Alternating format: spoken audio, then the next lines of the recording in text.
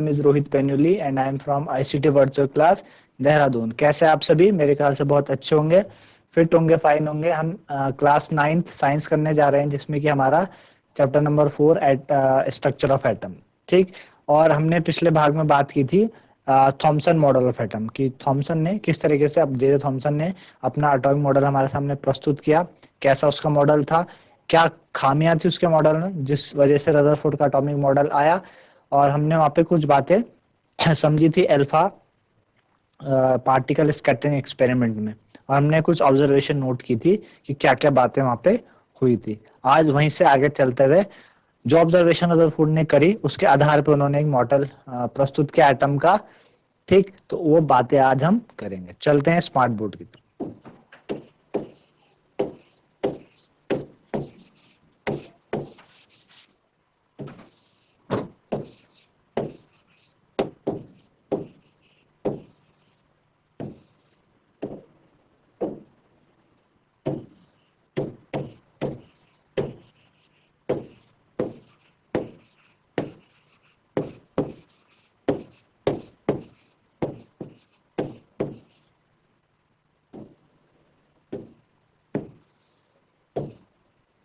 Atoms and molecules, ठीक है ना, ये हमारा चैप्टर है। और हमने थॉमसन मॉडल किया था और हम रदरफोर्ड एटॉमिक मॉडल को हम कर रहे थे, ठीक है ना। तो ये बातें हमने समझी थी। तो एक थोड़ा सा पीछे रिकैप जाते हैं और रिकैप में देखते हैं हमने क्या किया। हमने कहा था कि अल्फा पार्टिकल स्कैटरिंग एक्सपेरिमेंट जब हुआ तो उसमें टोटली अनएक्सपेक्टेड रिजल्ट आए। और अनएक्सपेक्टेड रिजल्ट क्या थे? उनमें सबसे पहला था कि जो most of the fast moving alpha particle थे वो स्ट्रेट चले गए गोल्ड फॉइल से। दूसरी बात आपका दूसरी बात क्या थी? दूसरी बात ये थी कि कुछ अल्फा पार्टिकल्स थे वो स्मॉल एंगल द्वारा डिफ्लेक्ट हुए, है ना। सरप्राइजिंगली कुछ ऐसे थे जो लार्ज एंगल बना के डिफ्लेक्ट हुए। और सरप्राइजिंगली ऐसा हुआ कि कुछ अल्फा पार्टिकल जैसे गए थे वैसे ही वापस आ भी गए, जैसे गए वैसे ही वापस आ भी गए।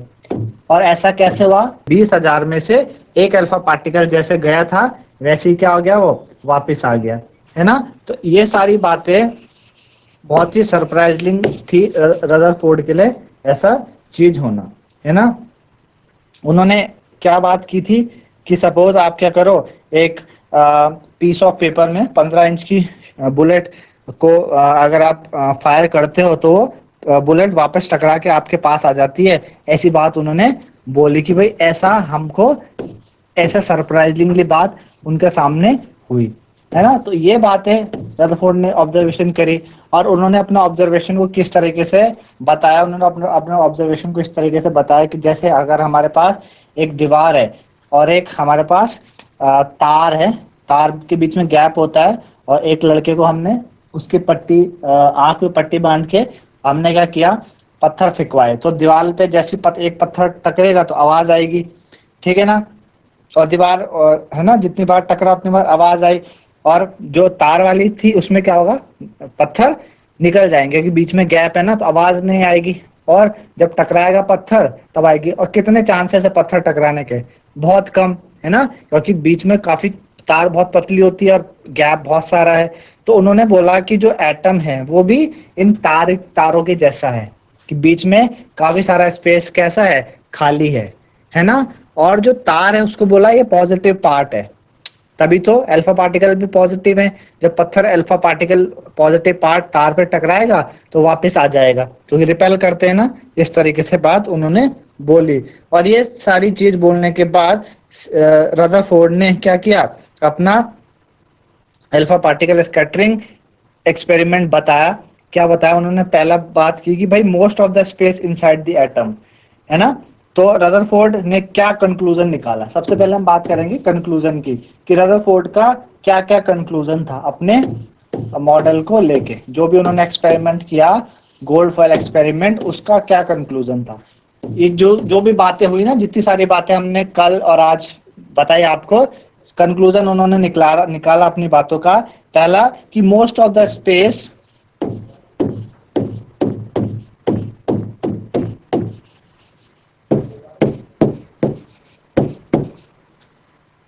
inside the atom.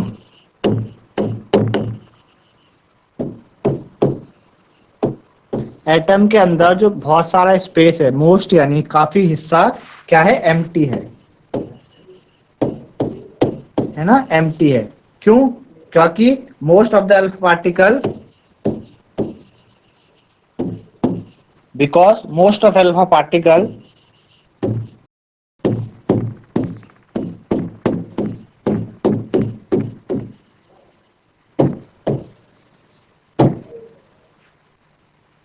passed through the gold foil.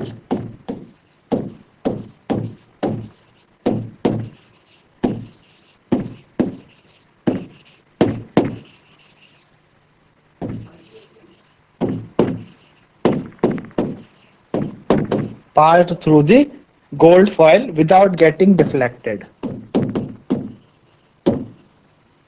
Without getting deflected.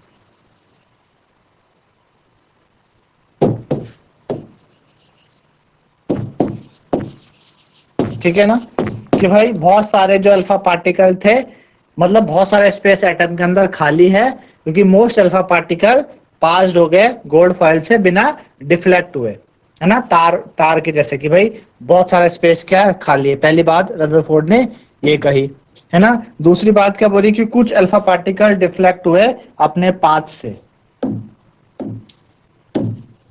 very few particles were deflected.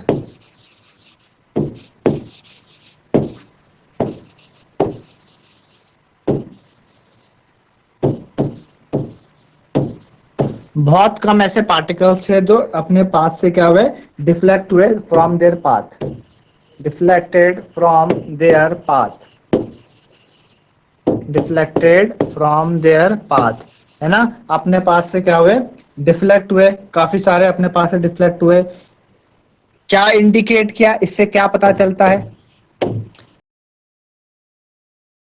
कुछ अल्फा पार्टिकल अपने पास से डिफ्लेक्ट हुए, इंडिकेट दैट कि जो पॉजिटिव पार्ट है, क्योंकि अल्फा पार्टिकल भी पॉजिटिव है, अंदर भी पॉजिटिव होगा तभी तो डिफ्लेक्ट होंगे, है ना। क्या इंडिकेट करता है कि positive charge of the atom, positive charge of the atom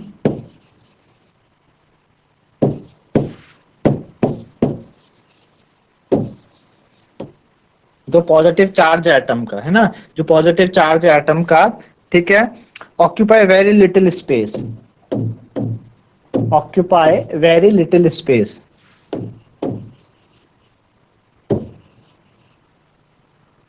बहुत ही कम स्पेस है यहाँ पर, ऑक्यूपाई वेरी लिटिल स्पेस। दूसरी बात है ना, जब पॉजिटिव पार्ट कम स्पेस पे होगा तभी तो कुछ ही अल्फा पार्टिकल उससे टकराए, है ना। अगला क्या है कि very small fraction of alpha particles were deflected by 180 degree. Very few alpha particles were deflected, very few alpha particles were deflected by 180 degree, है ना। कुछ ही अल्फा पार्टिकल्स क्या हुए, डिफ्लेक्ट हुए 180 डिग्री से। क्या इंडिकेट किया कि जितना भी पॉजिटिव चार्ज है और मास है गोल्ड एटम का, वो बहुत ही छोटे से स्पेस में है इनसाइड द एटम। कुछ ही अल्फा पार्टिकल डिफ्लेक्ट हुआ ना 180 डिग्री से, क्या इंडिकेट कर रहा है, ये इंडिकेट कर रहा है कि जो पॉजिटिव चार्ज है और मास है एटम का, वो बहुत ही छोटे से जगह पर क्या है, कंसंट्रेटेड है, ठीक है ना, छोटी से जगह पर क्या है, कंसंट्रेटेड है। इन सारी बातों का जो कंक्लूजन था, उन्होंने फिर अपना एटम क्या किया, प्रपोज किया। सारी बातों का कंक्लूजन के द्वारा उन्होंने अपना एटम प्रपोज किया, ठीक है ना। और उनके एटम सारी बातों को होने के बाद उन्होंने अपना जो मॉडल दिया था, जो पोस्टुलेट दिए थे उन्होंने, है ना, क्या क्या पोस्टुलेट दिए थे। पहली बात उन्होंने की कि भाई पॉजिटिवली चार्ज सेंटर है एटम के अंदर, उन्होंने बोला कि एटम के अंदर क्या है, पॉजिटिवली चार्ज सेंटर है, कि there is a positively charge centre, there is a positively charge center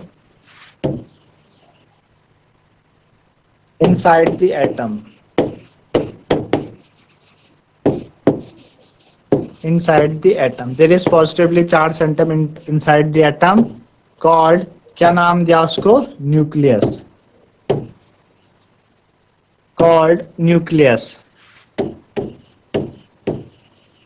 atom के अंदर एक पॉजिटिवली चार्ज सेंटर है जिसका नाम क्या है, न्यूक्लियस है, और जितना भी मास है एटम का वो इसी न्यूक्लियस के अंदर है ना। Nearly all the mass of atom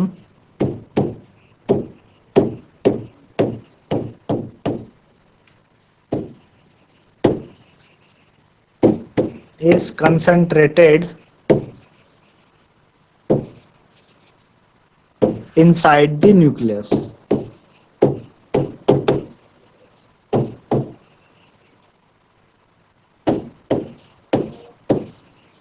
Inside the nucleus. All the mass of the atom is concentrated inside the nucleus के अंदर क्या है, concentrated है।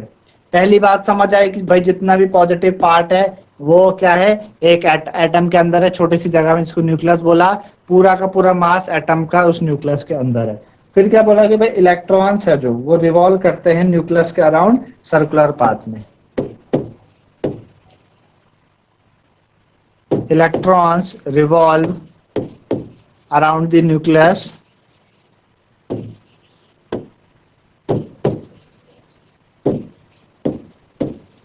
electrons revolve around the nucleus in a circular path,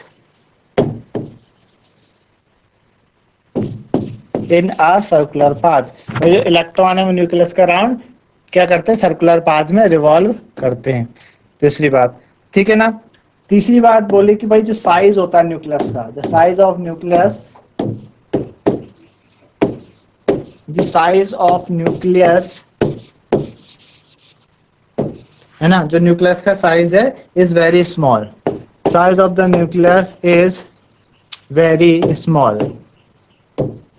size of the nucleus is very small as compare to size of atom.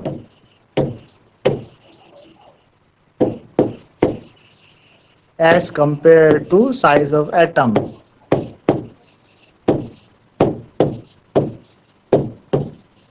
as compared to size of atom, है ना।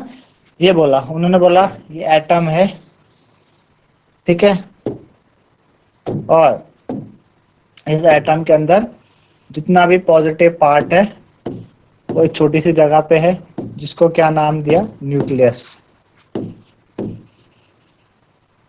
ये nucleus दिया, ये बोला ये क्या है, ये है एटम। ये क्या है, एटम है। एटम ऐसा होता है, जितना भी पॉजिटिव पार्ट है ना, वो एक छोटे सी जगह पे है जिसको न्यूक्लियस नाम दिया गया है, और ऑलमोस्ट जितना भी मास है एटम का इसी के अंदर है। एटम का जो मास है वो यही है, न्यूक्लियस के अंदर ही है, ठीक है ना।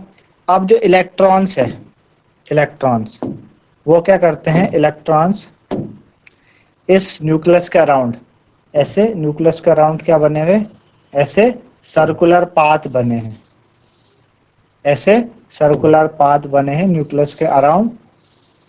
इस पे क्या करते हैं, इलेक्ट्रॉन रिवॉल्व करते हैं।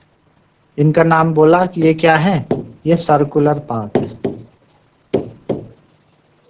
क्या है, ये सर्कुलर पाथ है, और इनमें क्या करते हैं, इलेक्ट्रॉन रिवॉल्व करते हैं। इन सर्कुलर पाथ में क्या होता है, जो इलेक्ट्रॉन्स होते हैं वो रिवॉल्व करते हैं, ठीक है ना। भाई यहाँ पे इलेक्ट्रॉन है, ठीक है, ये इलेक्ट्रॉन हुआ, ये इलेक्ट्रॉन है, ये इलेक्ट्रॉन है, यहाँ पे इलेक्ट्रॉन है, ये है, ये है, ये है ना, ये इलेक्ट्रॉन हो गए, ये इलेक्ट्रॉन है, ये इलेक्ट्रॉन है, ये इलेक्ट्रॉन है, इलेक्ट्रॉन है, ये बाहर भी इलेक्ट्रॉन घूम रहे। तो न्यूक्लियस के अराउंड सर्कुलर पाथ बने हुए जिन पे कि इलेक्ट्रॉन क्या करते हैं, चक्कर लगाते रहते हैं। किसके जैसे, इलेक्ट्रॉन किसके जैसे चक्कर लगाते हैं, जैसे सन के चारों अराउंड प्लैनेट रिवॉल्व करते हैं ना, वे सन के चारों तरफ क्या करते हैं, सन के चारों तरफ प्लैनेट जिस तरीके से रिवॉल्व करते हैं, इसी तरीके से न्यूक्लियस के चारों तरफ इलेक्ट्रॉन रिवॉल्व करते हैं, same as planet revolve around the sun. तो ऐसी इनमें भी होता है, ठीक है ना, ऐसी इन चीज में भी होता है। तो ये था रदरफोर्ड का एटॉमिक मॉडल, ठीक है ना। आई बात समझ में, रदरफोर्ड का एटॉमिक मॉडल ये था। अब भाई सारी बातें गोल्ड फॉइल एक्सपेरिमेंट करने के बाद, गोल्ड फॉइल में क्या, गोल्ड फॉइल का अल्फा पार्टिकल बम्बार्डमेंट कराने के बाद उन्होंने ऑब्जर्वेशन किया, देखा, ये चीजें हुई, आपको बताई है ना, क्या क्या चीजें हुई। उन ऑब्जर्वेशन होने के बाद उन्होंने कंक्लूजन निकाला और आपको बताया कि इस तरीके से चीजें हो सकती है, जैसे उन्होंने दीवार और तार वाला एग्जांपल दिया, है ना। और कंक्लूजन निकाला कि भाई अगर सारा का अगर जो अल्फा पार्टिकल है वो ज्यादातर क्या है, बाहर जा रहे हैं बिना डिफ्लेक्ट हुए, यानी ज्यादातर पार्ट खाली है। कुछ अल्फा पार्टिकल टकरा रहे हैं, पॉजिटिव पार्ट बहुत कम जगह पे है। 180 डिग्री पे एंगल बना के कुछ अल्फा पार्टिकल ही आ पा रहे हैं वापस, यानी जितना भी पॉजिटिव पार्ट है वो क्या है, वो एक छोटी सी जगह पे है कंसंट्रेटेड। तो उसके कंपेयर में उन्होंने अपना पोस्टुलेट दिया। पहला पोस्टुलेट बोला कि भाई पॉजिटिव पार्ट एटम का कहाँ पे है, सिर्फ एक छोटी सी जगह पे, जिसको मैं न्यूक्लियस नाम देता हूं, ठीक है ना। और जितना भी मास है एटम का वो कहाँ कंसंट्रेटेड है, न्यूक्लियस के अंदर है। दूसरी बात, जो इलेक्ट्रॉन है वो किधर रिवॉल्व करते हैं, इलेक्ट्रॉन आपके न्यूक्लियस के अराउंड रिवॉल्व करते हैं। किस किस में रिवॉल्व करते हैं, उनके लिए रास्ता बना हुआ, जिस रास्ते को हम सर्कुलर पाथ कहते हैं। न्यूक्लियस का साइज बहुत छोटा होता है एटम के कंपेयर में। आप देखो एटम इतना बड़ा और न्यूक्लियस बीच में छोटा सा, तो बहुत छोटा साइज न्यूक्लियस का होता है। ये सारी बातें रदरफोर्ड ने दी और कुछ हद तक क्या, काफी हद तक उनका मॉडल की बहुत प्रशंसा हुई कि रदरफोर्ड ने एटॉमिक मॉडल दिया। थॉमसन से एक अलग मॉडल दिया, थॉमसन की मॉडल में जो कमियां थी उसको अलग करके अपना मॉडल प्रस्तुत किया, जो उस टाइम पे लग रहा था कि हाँ ये न्यूक्लियर एटम का अभी सही तरीके का मॉडल है। अब ये बातें तो हुई रदरफोर्ड के एटॉमिक मॉडल में, लेकिन अदर साइंटिस्टों ने कुछ बातें इसमें नोटिस करी और वो रदरफोर्ड से जानना चाहा कि इस बात का, ये जो बात है, इस बात का आप हमें एक्सप्लेनेशन दे तो हम मानते हैं कि आपका मॉडल क्या है, बिल्कुल सही साबित है। अब क्या बात थी, मैक्सवेल की थ्योरी है एक। मैक्सवेल की थ्योरी क्या कहती है, कोई भी चार्ज पार्टिकल, भाई इलेक्ट्रॉन क्या है, चार्ज है, नेगेटिवली चार्ज है। इलेक्ट्रॉन कैसा होता है, नेगेटिवली चार्ज है। तो कोई भी चार्ज पार्टिकल जब सर्कुलर मोशन करता है तो धीरे धीरे धीरे धीरे एसेलरेटेड चार्ज पार्टिकल, मतलब एसेलरेशन में हो वो, कोई भी एसेलरेटेड चार्ज पार्टिकल जब सर्कुलर मोशन करता है तो इवेंचुअली वो अपनी एनर्जी धीरे धीरे धीरे धीरे लूज करता है, धीरे धीरे धीरे धीरे लूज करता है ना। तो ऐसा उन्होंने बोला कि ऐसा इलेक्ट्रॉन में भी होना चाहिए कि इलेक्ट्रॉन क्या है, इलेक्ट्रॉन क्या है, नेगेटिवली चार्ज है और वो न्यूक्लियस के अराउंड घूम रहे हैं। अंदर पॉजिटिव पार्ट है, बाहर क्या है, नेगेटिव पार्ट है। तो पॉजिटिव नेगेटिव को अपनी तरफ आकर्षित करना चाहिए था, है ना। एकदम इलेक्ट्रॉन न्यूक्लियस पे आके चिपक जाते, गिर जाते, पर इलेक्ट्रॉन तो अपनी जगह पे घूम रहे हैं एटम के अंदर। और अगर इलेक्ट्रॉन पॉजिटिव पार्ट पे आके चिपक जाते, मिल जाते, तो पॉजिटिव नेगेटिव क्या करते, एक दूसरे को कैंसिल कर देते, एटम खत्म हो जाता, एटम का कोई अस्तित्व रहता ही नहीं। पर ऐसा नहीं हुआ है। ऐसा क्यों नहीं हो रहा है कि इलेक्ट्रॉन घूम भी रहे हैं और वो अपना चार्ज को लूज नहीं कर पा रहे हैं, और क्या कर रहे हैं, रिवॉल्व करते करते न्यूक्लियस पे आ भी नहीं रहे। ऐसा उन्होंने पूछा, रदरफोर्ड से ऐसी बात हुई कि ऐसा क्यों नहीं हो रहा है। तो इस बात का जो जवाब है वो रदरफोर्ड नहीं दे पाए, यानी रदरफोर्ड स्टेबिलिटी ऑफ एटम के बारे को नहीं बता पाए। जो ड्रॉबैक था रदरफोर्ड का, ड्रॉबैक, तो ड्रॉबैक क्या है रदरफोर्ड का, कि वो ये नहीं बता पाए कि ऐसा क्यों हो रहा है, ऐसा यानी स्टेबिलिटी, है ना, स्टेबिलिटी ऑफ एटम के बारे में नहीं बता पाए रदरफोर्ड। स्टेबिलिटी ऑफ एटम के बारे में, भाई एटम क्यों स्टेबल है, अगर नेगेटिव, भाई इलेक्ट्रॉन घूम रहे अपनी एनर्जी लूज कर रहे हैं। जैसे अगर आप एक तार में एक पत्थर बांधो, उसको घुमाओ, और एक इवेंचुअली एक ऐसा टाइम आएगा कि आप उसको ऐसे छोड़ो तो पत्थर दूर जाके गिर जाता है ना भाई। वो घूम रहा है घूम रहा है घूम रहा है घूम रहा है, अपनी एनर्जी लूज करेगा। कोई भी ये मैक्सवेल की थ्योरी है और ये थ्योरी सही है ना। तो यहाँ पे ऐसा क्यों नहीं हो रहा है, ये भी तो अपनी एनर्जी लूज करेंगे ना और गिर जाएंगे उसके अंदर, तो एटम क्या रहेगा, स्टेबल नहीं रहेगा। तो ऐसा रदरफोर्ड इस बात को एक्सप्लेन नहीं कर पाए। बात रदरफोर्ड का एटॉमिक मॉडल भी क्या है, अपनी जगह सही है, इलेक्ट्रॉन अपनी एनर्जी वहां पे लूज नहीं करते, उसका एक अलग रीजन है। पर मैक्सवेल की थ्योरी भी सही है कि कोई भी चार्ज पार्टिकल घूमेगा जब, इवेंचुअली धीरे धीरे धीरे अपनी एनर्जी लूज करेगा। तो ये कहने का मतलब ये अपने स्टेबिलिटी ऑफ एटम को नहीं बता पाए रदरफोर्ड, है ना, ये खामी थी। तो इसको दूर करने के लिए कौन आए, बोर आए, नील बोर, है ना। नील बोर आए और नील बोर ने इस जो दुविधा थी सबके सामने, उस दुविधा को दूर किया कि जो रदरफोर्ड का एटॉमिक मॉडल है वो सही है, पर इस बात को मैं कैसे साबित करूं। तो नील बोर आए और उन्होंने अपनी बात सामने रखी कि ऐसा होता है, इलेक्ट्रॉन इस जगह पे घूमते हैं, इस तरीके से घूमते हैं ताकि वो अपनी एनर्जी लूज नहीं करते और वो फिर गिरते भी नहीं नीचे, है ना। तो ये बात रदरफोर्ड नील बोर ने बोली। तो ये बात आपको नील बोर एटॉमिक मॉडल हम करेंगे अगले लेक्चर में। तो वहां पे आपको बताएंगे कि उन्होंने पहले तो क्या ड्रॉबैक था जो रदरफोर्ड का, उसको दूर किया और उसको दूर करके फिर अपना एटॉमिक मॉडल प्रस्तुत किया, ठीक है ना, बोर एटॉमिक मॉडल, जिसमें कि और कुछ नई बातें हमें सामने देखने को मिलेगी, है ना। तो आपको मेरे ख्याल से इतना रदरफोर्ड एटॉमिक मॉडल समझ में आया होगा कि क्या रदरफोर्ड का एटॉमिक मॉडल था और क्या एक वो ऐसी बात हो वो नहीं साबित कर पाए। उनका मॉडल बहुत अच्छा था पर एक आध चीजें वो नहीं बता पाए।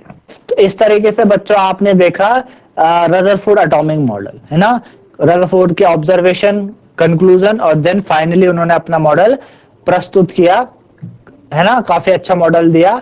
लेकिन एक ड्रॉबैक उनके मॉडल में निकला जो अपनी बात को एक चीज साबित नहीं कर पाए कि ऐसा क्यों हो रहा है ना। इसके बाद नील बोर आएंगे, वो अपना एटॉमिक मॉडल देंगे, इसकी जो कमियां थी उसको दूर करेंगे। तो आज हमने ये किया, मेरे ख्याल से आपको समझ में आएगा। तो आज के लिए इतना ही, धन्यवाद, हैव अ नाइस डे।